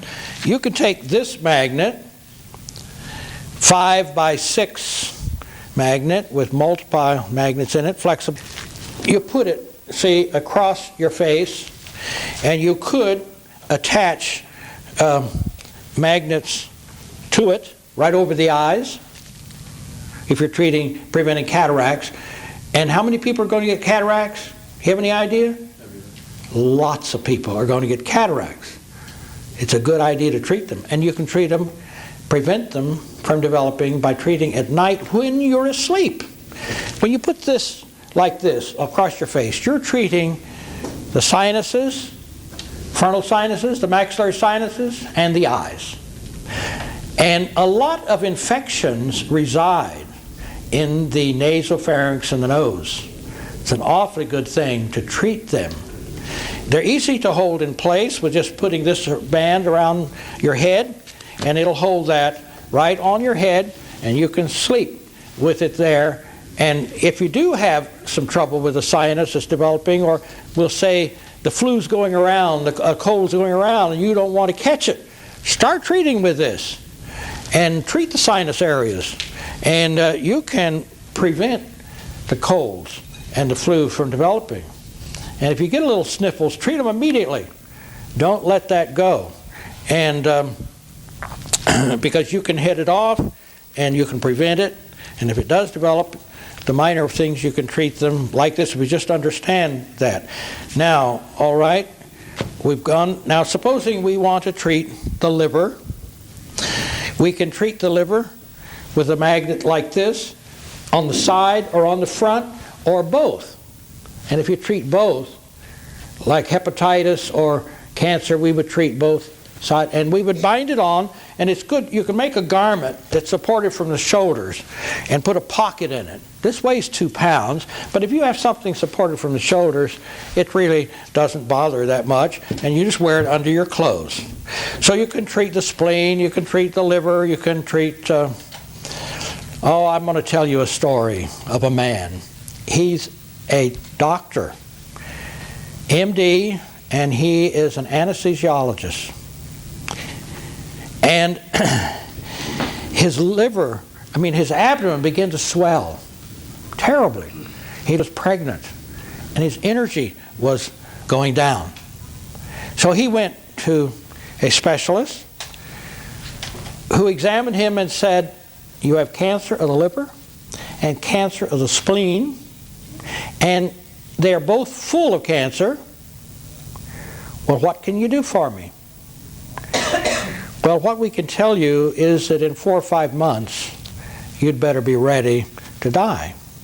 We really don't have anything to offer you because your liver's too far gone, your spleen is too far gone. Well, he was casting about, what can I do? He picked up a book in a Sam's store, and it's called Alternative Medicine. There's a chapter in there on magnetics. They asked me to write that chapter.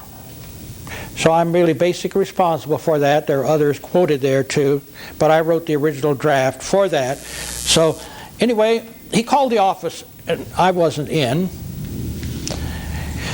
So he went ahead and bought magnets without even consulting me, just from what he'd read in this chapter.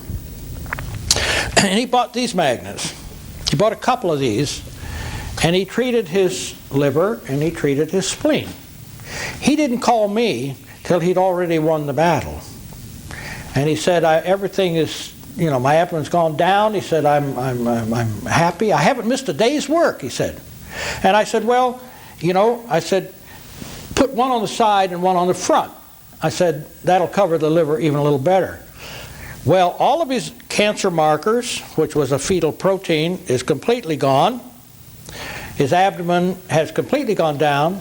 He hasn't missed a day's work. And he hasn't died. It's been about a year now.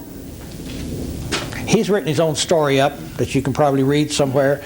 But, I don't advise you. He was a doctor, and he had a right to treat himself if he wanted to. I advise you to go through the right routine to get the right kind of service, to be sure that you get it right. And I'm the one you should work through. There isn't anybody else in the United States that has this program that's following the FDA rules to help you. So there isn't any place else you can go, literally. But we have it, and we're trying, and you can help not only yourself, but you can help us get these statistics that are going to let the medical profession know the value. They'll publish it if we have the right statistics. And it's not going to be easy, but it'll happen. Medicine does change if we just keep at it and keep trying, and that's what we're going to do. Now, let's see, so arteriosclerosis, where are the basic places we ought to treat? We ought to treat the heart. We ought to treat the brain. We ought to treat the carotids. This is one of the reasons to treat the neck, because the carotids are often involved. And so you put this around at night and stick a couple magnets on it, like this, to treat your carotid. Now, how are you going to treat the base of the brain? Because the circle of Willis at the base of the brain, there's a group of arteries and veins right around the base of the brain called the circle of Willis. Okay, treat yourself with this magnet stuck on here, and then part of the time treat the back of your head, and part of the time just have it on the side with this over the back of the head. It'll train into the base of the brain and resolve the arteriosclerosis that's in the base of your brain. And almost everybody's going to have some as they get older. So people that are older, and what do we call old?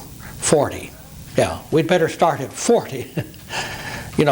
I don't think 70 is old anymore. Now, somebody gets to be 80, I can understand that they're old. Of course, that's only 4 years away for me. But, 70 is not old anymore. But you should start and think about it, that when you're in your 40s, and when do these heart attacks start and everything? In your 40s and your 50s. And so you better develop magnetic lifestyles. How would that be? Magnetic lifestyles. I have a little saying that I like to say: without promise of a cure, magnetics is worth a try. I can't ethically claim the cure at this point until we can publish the statistics, but it's worth a try without us even promising a cure at this point. So treat your developing arteriosclerosis, your developing arthritis. And a lot of people have that, various kinds of arthritis. But this is good for all of them. I don't care which kind you're talking about. And any little pain you begin to get, rotate those foods and treat the local area. This will also keep the minerals in place in the bones. Sleeping on the bed will help you not develop those mineral problems in your bones. You know what happened when they took the astronauts, the Russian astronauts? They were really ill when they got back. But they have a magnetic field. That all astronauts are in a magnetic field today. Because if they don't, the bones demineralize. But with the proper magnetic field, they will not demineralize. It is the negative field that pulls the minerals into the bone,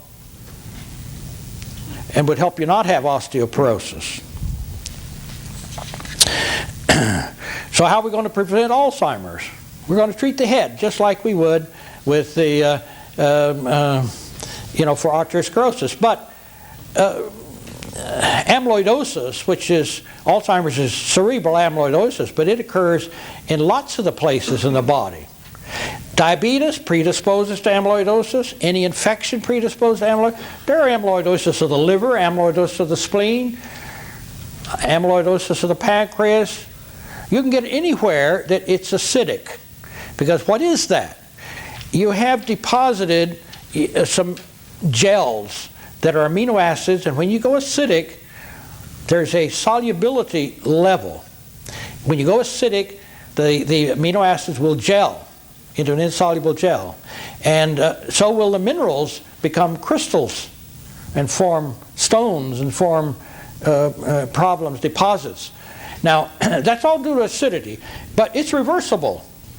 So if you put a negative magnetic field over there and keep it alkaline gradually, that over a period of months will reverse, and they'll become soluble again because you keep the alkalinity there.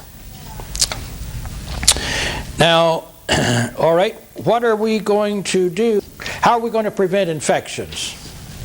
Now, I've told you the difference between treating a disease and prophylaxis has to do with duration, not with placement. You see? And I'm giving you the placements for a prophylaxis. You can decide if you're going to use it for disease without a doctor. But really, I think that you ought to have a doctor. Certainly if you get cancer, you'd better have a doctor. But we have a lot of these upper respiratory infections that are pretty easy to handle yourself without going to a doctor, if you just know how to do it by putting the magnets, like I said, across your face and across your lungs. If you will treat, everybody else is getting flu, and you treat your lungs when everybody else is getting flu, and treat your face when everybody else is getting the flu, so you won't get it. And if you do, it'd be very minor. Don't let it get down into your lungs. That's where the real problem is. If you can keep it up here and it doesn't get down in the lungs. So treat your lungs. Everybody else is getting the flu, so you treat your lungs. So you won't get the flu down in your lungs. Even if you do get a little bit up in your nasal pharynx, don't let it get a hold of you down in your lungs. All right? How are we going to treat the stomach? There are infections in the stomach. Even today we know that ulcers due to our bacterial infections, basically. We used to think it was because you were emotional, Today we know there are bacteria that create ulcers in the stomach. This is ideal. Put it right over the epigastric area. Now, you do have to take it off for about an hour after you've eaten. or just when you're ready to eat, take it off. The reason is this gastrointestinal tract is silent during the time that this is on there, and your peristalsis will not work adequately anywhere in the abdomen if you have your negative field. So any of these treatments of the abdomen, the liver, the spleen, or any of those, we always take them off for 1 hour. Even if it's cancer, we have to take them off for 1 hour after your meal, so that you simply will have at least peristalsis movement. Now, if you treat the low abdomen like we have here for treating the pelvic area that I've explained and have in the book there, that will pull the fecal matter and the fluid down into the low colon, and when you first wake up in the morning, you better head for the toilet right now, I'm telling you, because everything's sitting right down there, and you got a reflex. It's a treatment for constipation. And that's okay. You can have it down there as many hours as you want. But up higher, you... Now, what are we going to do about the feet? One of the nicest ways to treat the feet is at night. And remember, at night is really a time, you have several hours that you can expose yourself. If you'll put this magnet, you can cut it just to the length. It'll cut, you can score it and cut it, and put it in a sock. And put it on there. Athlete's foot will just dry up and disappear, but you can keep healthy feet by simply putting this kind of thing in your socks at night. Okay. And candidiasis is something that a lot of women are bothered with, but men often have it and don't know it because it's in the low colon. Now, it's always present. It's always trying to get a footing. It's not a primary disease. It gets a footing when our immune system can't prevent it, so to speak. So you treat the pelvic area, which I've described in the booklet there. You treat it with this at night, and with this one on top of that, and leave that on at night, and whenever in the daytime, sit on the bed or the chair pad. And that will treat the pelvic area, whether you're a man or a woman. And candidiasis, if it's there, will die out, and since it tries to reinsert itself all the time, you simply should prevent it from getting a footing again. And you do that by a lifestyle of using the magnets like this. And you'll sleep better anyway with the magnets down there, because the brain gets a nice message. It says everything is fine down in the gut. Now, so that now, all right, a little more about arteriosclerosis, because there are other vulnerable areas, and the vulnerable area is in the groin, right where the division from the aorta goes down a leg. So it's good to treat. You're sitting watching TV, we'll say, or something like that. Just take a magnet like this and set it on your groin, one on each side, to try to solve arteriosclerosis. If you want to bind it on at night, it's even better, of course. And if you do have trouble down your legs, or you want to prevent trouble down your legs, you can take a strip like this, or this one even preferred, which is flexible, and you can bind it on the leg, you see. Or it'll go around the leg or up the leg, and it's flexible. So I'm trying to give you sort of a head to toe how to use magnets and what magnets to use.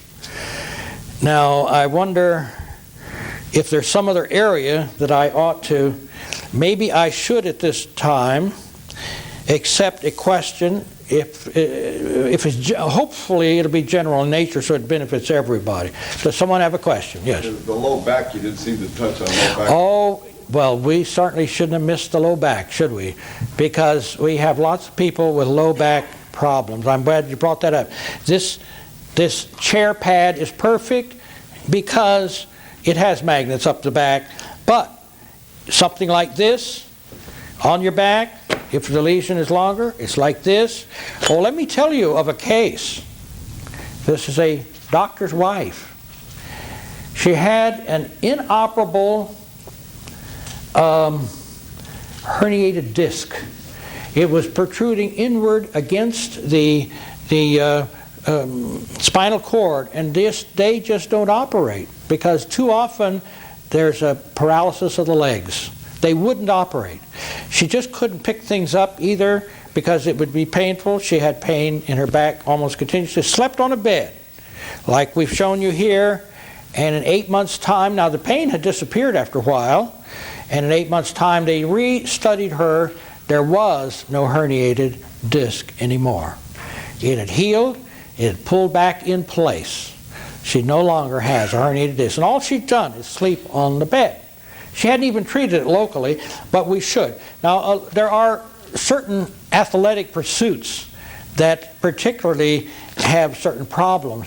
A golfer, when he swings that, he twists his back, he twists his knees, and he twists his neck. And a professional golfer gets in trouble, and we've got some very good professional golfers that are using the very magnets that I'm showing you here tonight, and are very happy. In fact, I've even talked to the professional golfers down in Florida at Palm Gardens. And so a lot of the professional golfers are really going wild over the benefit they get out of relieving their back from this, or their knees. And they can go out and play their golf without any pain. They get rid of their pain too. But they're doing more than that. They're helping to heal the problem that is there. You will actually heal not only bones, but the cartilage will grow back. That's been demonstrated. The cartilage will grow back under the negative magnetic field. Yes. What have been the effects on paralysis?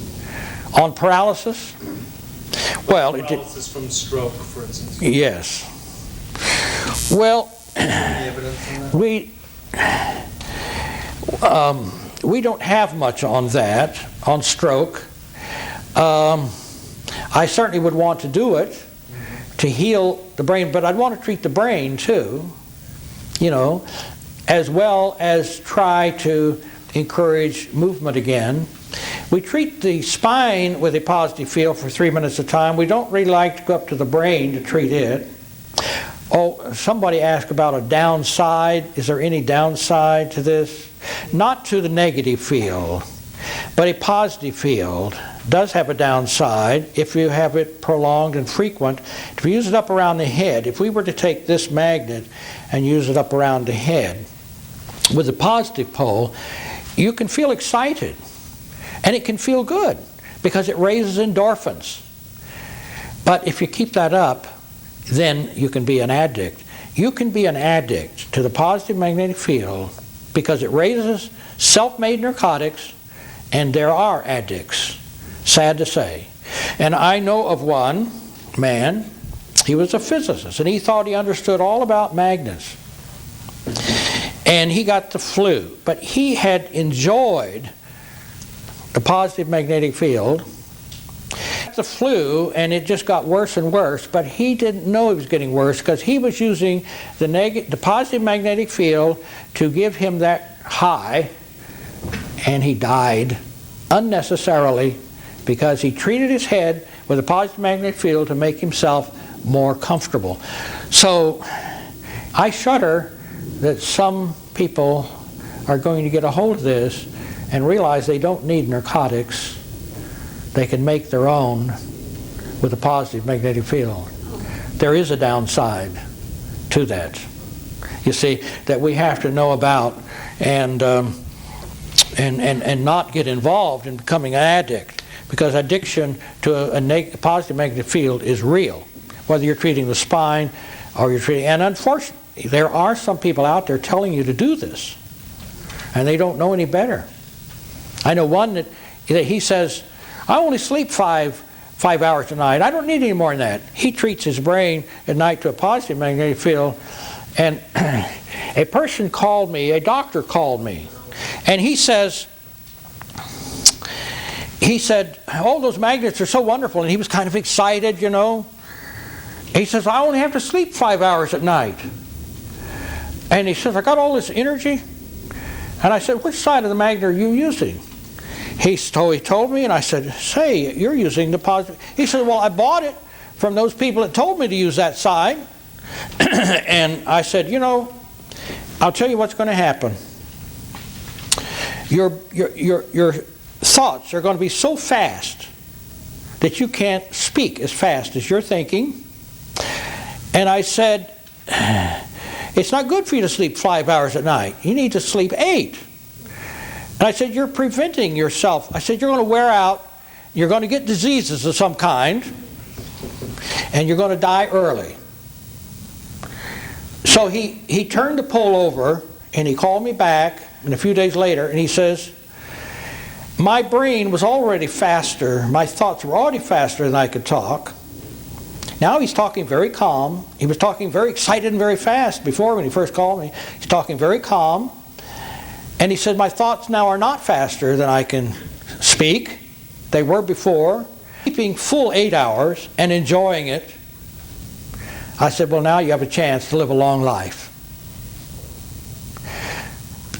Yes, one question back here. There's an outfit, I think it's called Nikken from Japan.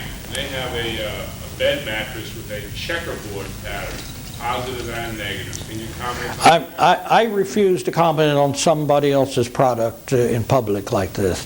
If you want to read the evidence of this, I have a book called Critical Review. And you can purchase it from me, and I will explain to you. But I don't name any particular company then. I only name the system, and I do not name a company, so I will not comment on a particular company. Yes.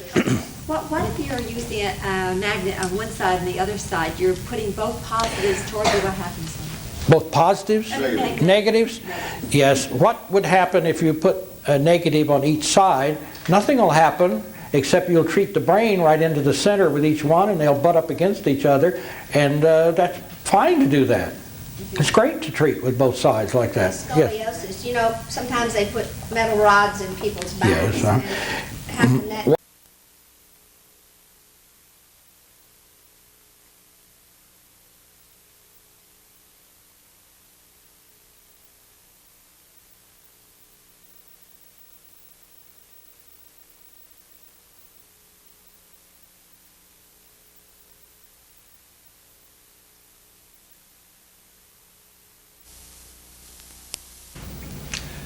Welcome back to A Better World. This is your host, Mitchell J. Rabin, and we're very glad that you're joining us again today. Here we are in Newark interviewing Dr. William Philpott, who is here from Oklahoma. He's here for a conference on alternative treatment to cancer by the Foundation of Alternative Cancer Treatments, who have invited him out here for this conference. And we've come here on location to interview Dr. Philpott and attend a number of the lectures taking place here. So first of all, I just want to welcome you, Dr. Philpott. Great to be here. It's a pleasure. Mm-hmm. Dr. Philpott, as some of you may know, has been a real pioneer in the field of magnetic therapy.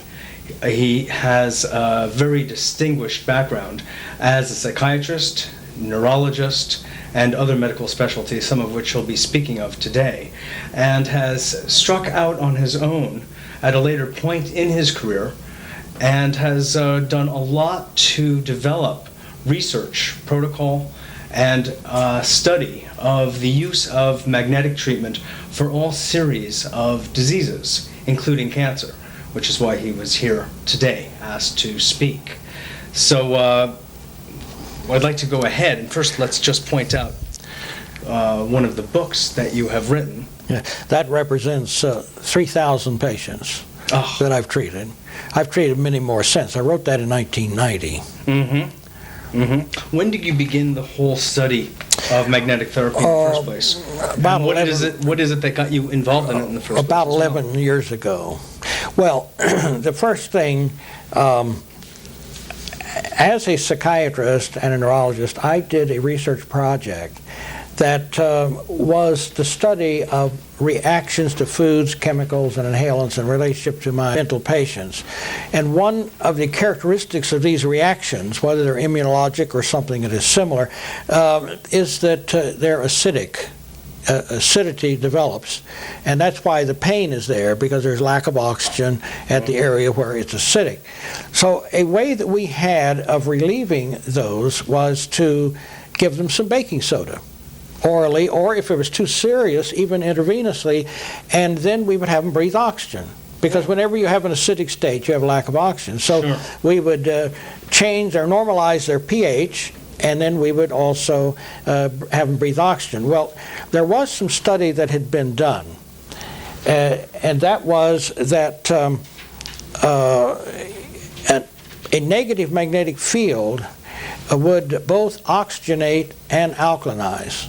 At the same time. So since this to was... oxygenate is to Yeah, alkalize. yes, because they both have to be there. I mean, you have to have alkalinization for the oxygen to be available. Otherwise, the hydrogen ions just grab it, you see, and it's no longer free oxygen. Now, so I simply tried this out. This was done by Albert Roy Davis up in Jacksonville, Florida, and I was in St. Petersburg, Florida, where I had a practice. So I tried this out, and I found this to be more effective than my baking soda and the oxygen. So that it was really to relieve the symptoms that occurred when I was food testing my patients, is why I started using this. But another doctor came along that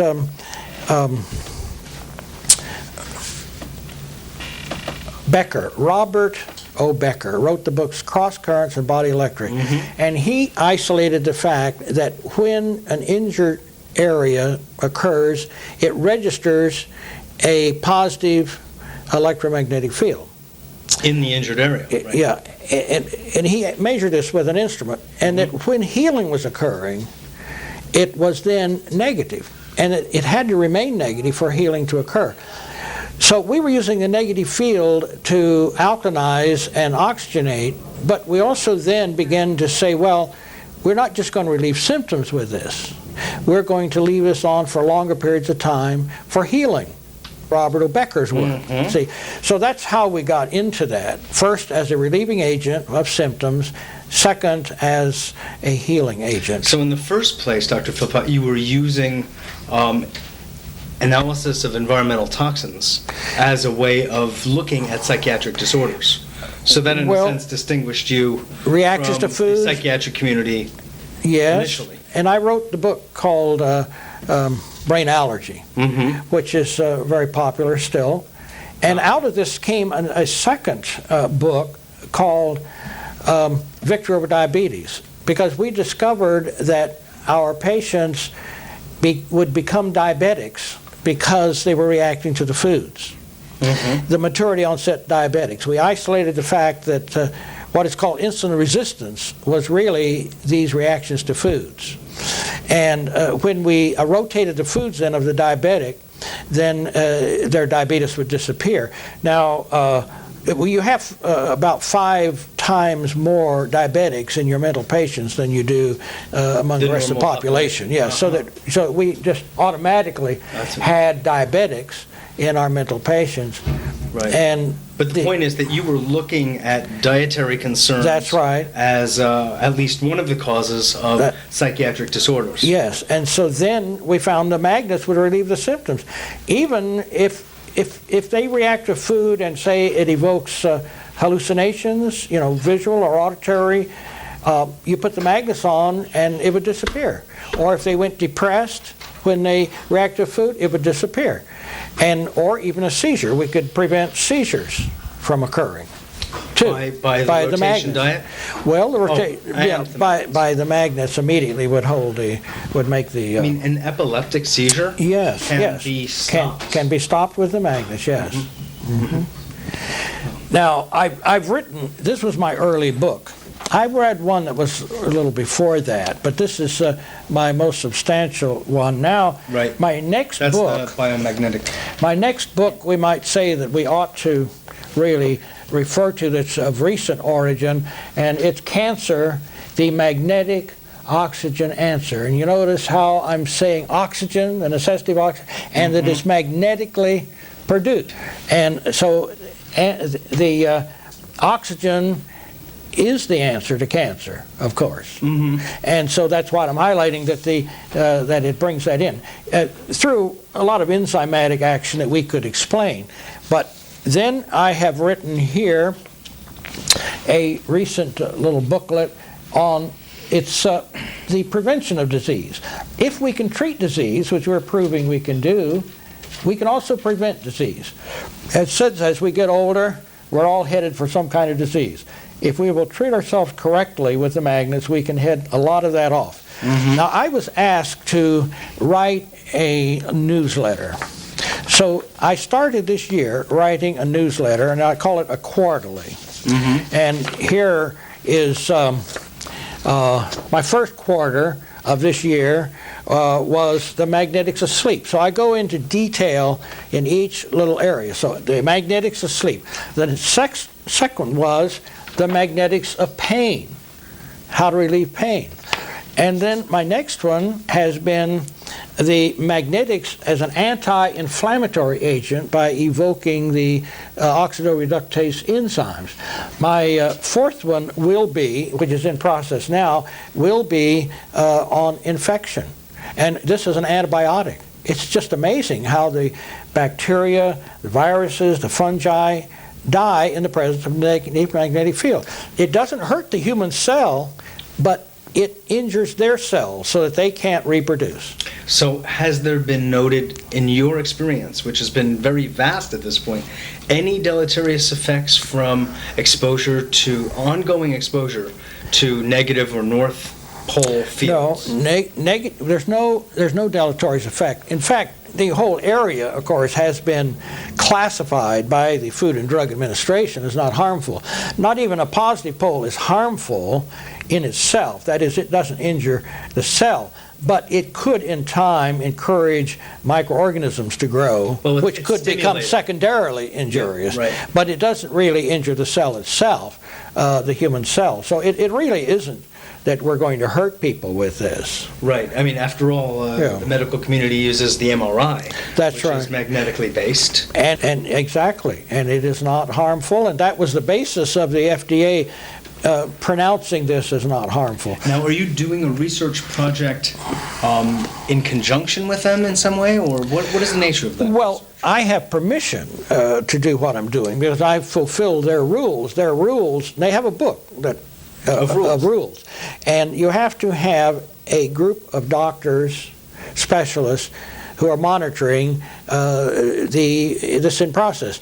And they classify whether you are using a harmful or might be harmful type, and they have magnetic exposure classified as not harmful.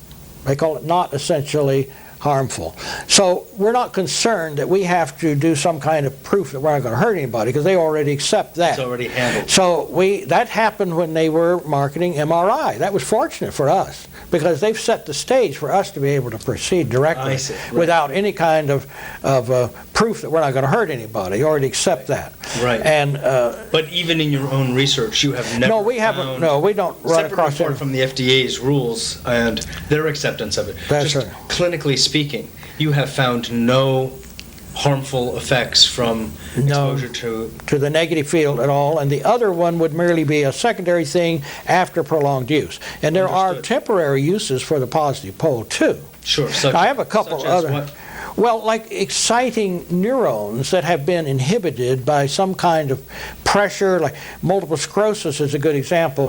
The myelin swells and puts pressure on the neurons, and MS doesn't kill the neurons.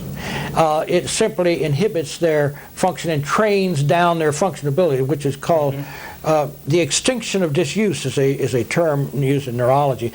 You can excite these neurons again to function, and you can do it with a positive magnetic field.